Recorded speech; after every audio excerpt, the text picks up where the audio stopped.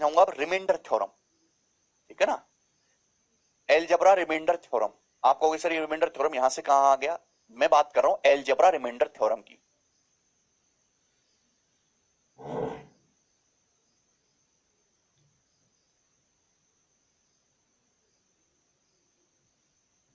ठीक है ना, तो एक स्टेटमेंट मैं आपके सामने लिखूंगा मेरे प्यारे भाई, दो स्टेटमेंट लिखूंगा, इन दोनों को ध्यान से समझिएगा।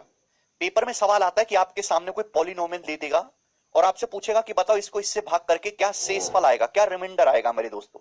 जैसे आपके सामने ये सवाल आ गया, आपको इधर रखा कि एक आपके सामने एक्सप्रेशन दे दिया, बोला है जब इसको आप x+3 से डिवाइड करेंगे तो बताओ रिमाइंडर कितना होगा, ऑप्शन आपके सामने है। तो ऐसे किसी भी सवाल को सॉल्व करने के लिए आपको कंसेप्ट पता होना चाहिए।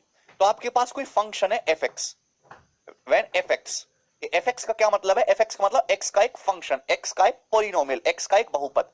तो जब आप किसी फंक्शन fx को भाई वे आप डिवाइड करते हो x माइनस ए से, जब आप मेरे दोस्तों आपके पास एक फंक्शन है, इसको x माइनस ए से डिवाइड करते हो मेरे प्यारे भाई, x माइनस ए से भाग देते हो, देन रिमाइंडर जो आएगा मेरे प्यारे भाई, शेषफल क्या आएगा। भाग करने पर शेषफल कैसे निकालोगे स्टूडेंट्स, जवाब दीजिए। तो बड़ा ही सिंपल और आसान सा लॉजिक है मेरे दोस्तों। भाग करने पर शेषफल निकालने का मतलब यह है कि मेरे दोस्त आप fx को भाग दे रहे हो यहां पे किससे, अभी x माइनस ए से, तो आप x माइनस ए को जीरो पुट करेंगे, क्या पुट करेंगे मेरे प्यारे भाई, x माइनस ए को जीरो पुट करेंगे, ठीक है ना। तो यहां से x की वैल्यू कितनी आ जाएगी मेरे दोस्तों, x की वैल्यू आ जाएगी a। आप इस a को मेरे प्यारे भाई, x का जो मान आया a fx की जगह रखिए, तो रिमाइंडर जो आएगा मेरे प्यारे भाई वो fa आएगा, ठीक है ना। जब किसी फंक्शन fx को आप x माइनस ए से डिवाइड करते तो रिमाइंडर कितना होता है, शेषफल कितना होता है, fa होता है। बात समझे कि नहीं, x माइनस ए को जीरो के बराबर करना है, x की जो भी वैल्यू आएगी वो आप यहां पे fx में रख देंगे, बात समाप्त। ऐसा क्यों होता है, इसके पीछे बड़ा सिंपल सा कारण है। जैसे आप ये जानते हैं ना कि अगर मैं 63 को भाग करूं मेरे दोस्तों किससे, अभी 5 से, तो कितनी बार जाएगा, 5 गुणा 12, 12 पंजे 60 जाएगा, रिमाइंडर कितना बचेगा मेरे दोस्तों, 3, 3 शेषफल बचेगा। तो आप निकालें शेषफल कितना होगा, 3। तो मेरे प्यारे भाई यहां से 63 की जो वैल्यू होगी, अरे भाई राशिक तीनों को जोड़ दो, जोड़ नहीं सकते क्या, हो जाएगी 5 गुणा 12 प्लस 3 ही हो जाएगी कि नहीं। ये नंबर सिस्टम में पढ़ा है कि नहीं आप लोगों ने, ऐसे होता है।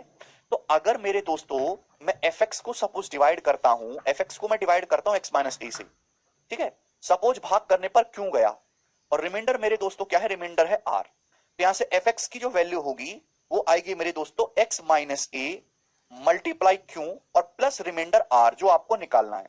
मुझे रिमाइंडर r की वैल्यू निकालनी है।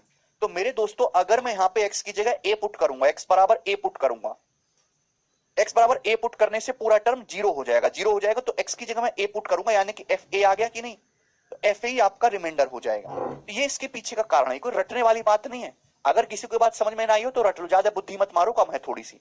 तो जब भी आपके सामने रिमाइंडर का सवाल आता है तो आपको बहुत सिंपल सा स्टेप करना है, मैं एग्जांपल से समझाऊंगा, ये बताइएगा जल्दी से। 45 नंबर, यदि इस नंबर को x+3 से डिवाइड करते तो रिमाइंडर कितना होगा। बड़ा बेसिक सा सवाल है, कुछ भी नहीं है। इस नंबर को x+3 से डिवाइड करने पर रिमाइंडर क्या होगा, तो आप यहाँ पे x+3 को जीरो पुट करो।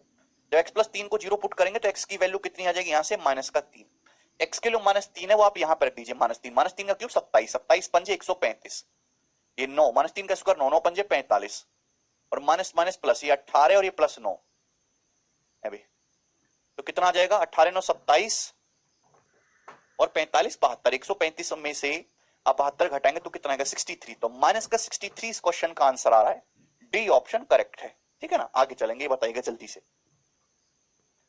सवाल आपके सामने आएगा 46 नंबर, करो। हमने एक फंक्शन है पूछा, इसको 3x+2 से डिवाइड करने पर कितना रिमाइंडर आएगा, 3x+2 से। तो भाई 3x+2 से डिवाइड करने पर रिमाइंडर पूछा है, तो यहाँ पे 3x+2 को जीरो पुट करेंगे, तो यहां से 3x की वैल्यू कितनी आ जाएगी मेरे प्यारे, यहां से 3x की वैल्यू आ जाएगी आपके सामने -2, 3x की वैल्यू -2 आ जाएगी ना, है भाई, x की वैल्यू आ गई -2/3, यहां से x की वैल्यू कितनी आ गई दोस्त, -2/3, वो आप यहां पे रख दो, x की वैल्यू -2/3 है, वो जब आप यहां पे रखेंगे तो कितना होगा भाई, -2/3 का क्यूब कितना होता है, तो -8/27, तो ऊपर नीचे 3 से काटेंगे तो 5 8 40, -40/9 हो जाएगा। x के वैल्यू -2/3 रखेंगे तो 2 का स्क्वायर 4, तो 14 चौका 56/9 हो जाएगा। अभी एक्स के माइनस 2/3 रखेंगे तो माइनस माइनस प्लस, 4 दूनी 8/3 हो जाएगा, ठीक है ना।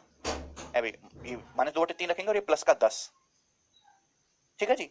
अब जैसे 8/3 है, माइनस 40/9 और माइनस 56/9 कितना हो गया भाई, माइनस का 106/9 हो गया। अब जैसे 3 है, इसको भी 9 बनाना है तो ऊपर नीचे 3 से गुणा कर देते हैं, 24/9, ठीक है ना, 24/9 हो गया। तो 40 और 56 तो आपका 96 हो गया। 96 में जब 24 8 ऐड करेंगे तो माइनस का 72, माइनस 72/9 माइनस का 8 हो गया। तो माइनस 8 प्लस 10 कितना आ गया, इक्वल टू 2। तो 2 इसका आंसर हो जाएगा, डी ऑप्शन। थोड़ी सी कैलकुलेशन आपको करनी होगी लेकिन सवाल आसान ना।